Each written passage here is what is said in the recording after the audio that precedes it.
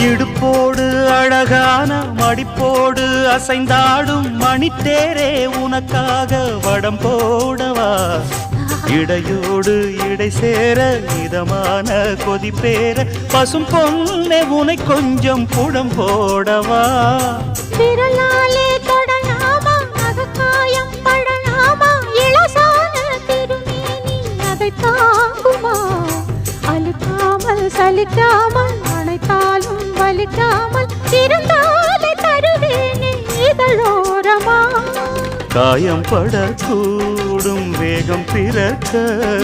பூச்சலிடக்கூடும் நான் உண்டவிக்க